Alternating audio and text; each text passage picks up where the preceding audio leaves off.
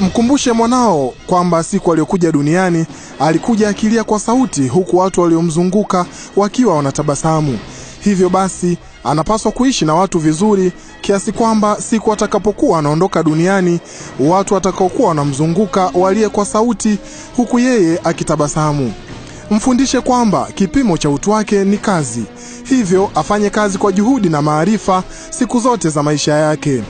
Mwambie afanye kazi kwa malengo na kujituma, kiasi kwamba salio la akaunti yake ya benki siku moja lifanane na namba zake za simu. Na ili hayo yawezekane, mwambie awe ana nidhamu ya pesa na ajenge utamaduni wa kutunza pesa na kujiwekea akiba. Katika hili mwambie aige kutafuta pesa na asiige matumizi. Mwambie mwanao aipende pesa kwa vitendo na sio kwa hisia. Kila mtu hapa duniani anahisia kwamba kuna siku atafanikiwa katika maisha yake. Ila wanaopata hiyo bahati ni wale wanaoishi kwa malengo, kujituma na kuhangaika. Hakuna siku mbingu itafunguka na mikate ishuke kutoka angani. Hakuna dhambi mbaya kama uoga.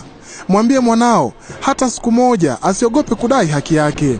Na katika hili msisitize kwamba kama akifanya kazi ambayo inazalisha pesa na mwishowe asipate kitu chochote, ajue dhahiri ya kwamba kuna mtu amepata. Na ikiwa ameajiriwa, mwambie atumie kipato chake kwa malengo na kwa umakini sana.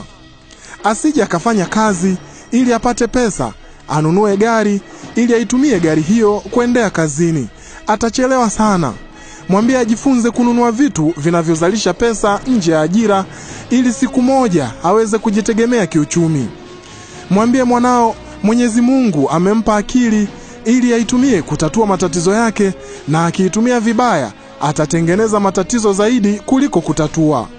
Utakapokuwa unaongea naye, naomba umwambie asiwe na tamaa, hasa ile ya kutamani maisha ya watu wengine, kwa sababu ni ngumu sana kujua uhalisia wake.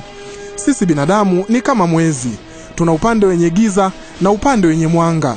Siku zote watu huona upande wenye mwanga tu, upande wenye giza daima hubaki kuwa siri.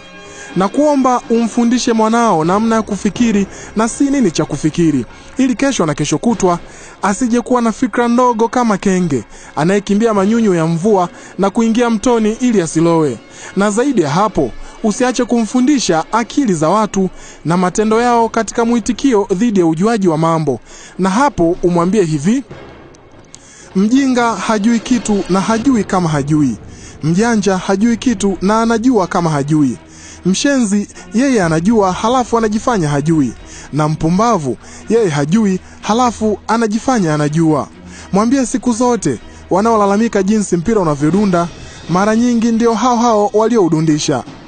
Mwambie kuishi na watu ni kazi kubwa inayohitaji umakini sana, na ili afanikiwe katika hilo, mkumbushe kwamba Mwenyezi Mungu alimuumba binadamu ana masikio mawili na mdomo mmoja.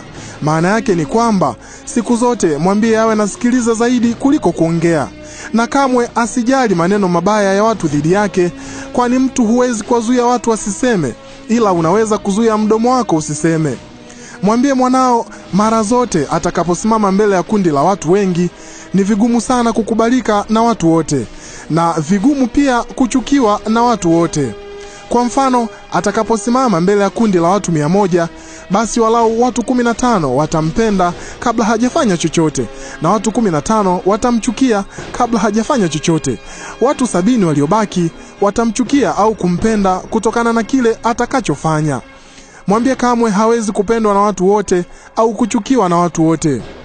Mtie moyo mwanao kwa kumweleza kuwa matatizo ni sehemu ya maisha, kwani hata dhahabu hupitishwa kwenye tanuru la moto kabla haijang'ara. Hivyo akiona matatizo yanamwandama, basi ajue neema inakaribia. Hata Waswahili walipata kusema, ukiona kiza kimezidi, basi ujue kumekaribia kupambazuka. Maisha yana furaha na matatizo, na maisha yana raha kwa sababu ya matatizo. Mwambie mwanao uchungu wa nyanya chungu ndio utamu wenyewe eti. Mwambie kuna namna kuu mbili za kukabiliana na changamoto. Ya kwanza ni kuitatua au kuibadilisha changamoto, na ya pili ni kubadilika yeye ili aendane na changamoto. Na hapo umkumbushe kwamba mara nyingi mtu unaposhindwa kulitamka neno, huwa inakulazimu kufikiria sentensi mpya ili tu kuliepuka hilo neno. Haya yote ninayokuambia ndugu yangu, naomba umfundishe wewe. Haina sababu ya kungoja mpaka ulimwengu umfundishe. Watu siku hizi si wema tena na hawana upendo kama zamani. Mfano, unaweza kufanya harambee ya kuchangia ujenzi wa bwawa la kuogelea na mtu akakuletea ndoo moja ya maji kama mchango wake. Mwambie asiwategemee sana watu wengine katika kufanikisha mambo yake ya msingi. Kwa hivyo basi, jambo lolote ambalo anaweza kulifanya mwenyewe asisubiri afanyiwe na watu. Na usisite kumwelimisha kwamba chanzo cha furaha yake siku zote ni yeye mwenyewe, na akiwa na mazoea kutegemea watu wengine ndio wawe chanzo cha furaha yake, inaweza ikawa kinyume chake. Ndugu yangu, utakapokuwa unamwambia maneno haya, usisahau kumkumbusha kujifunza na kujaribu vitu vingi katika maisha yake. Mwambie ni heri afanye kitu na kujutia baadaye kuliko kuja kujuta kwa kutokifanya. Mwambie elimu bora haipatikani shuleni tu, ajifunze na elimu ya mtaani pia. Kuwa na marafiki ni kitu kizuri, ila kuwa na marafiki wabaya ni bora kuwa peke yake. Mwambie marafiki atakaochagua na kuwa nao ndio taswira yake, yani atakuwa kama wao. Na kamwe asijadili matatizo yake na watu walioshindwa kutatua matatizo yao. Yapo mambo mengi sana ambayo nilitamani umwambie, lakini muda si rafiki sana. Kwa leo naomba umwambie hayo tu. Ikiwa atakuuliza swali lolote kuhusu haya niliyokuambia halafu likakushinda, basi nipigie simu tuongee naye. Namba yangu ni 0654756755. Na kama atakuuliza kuhusu mapenzi, mahusiano au ndoa, mwambie mnahitaji muda usiopungua wiki moja ili kujadili hiyo mada kwa ufupi. Ila kwa leo, akikuuliza mapenzi ni nini, mjibu kwa ufupi sana kwamba mapenzi ni hisia zinazoumiza ambazo hazichoshi. Na akikuuliza ni namna gani ya kupata mchumba anayefaa, kwa ufupi sana mwambie mchumba mzuri hachukuliwi ila anachaguliwa. Na akikuuliza ndoa ni nini, hapo sasa badilisha na lugha ili asikuulize tena. Mwambie it is a 3-circle ring.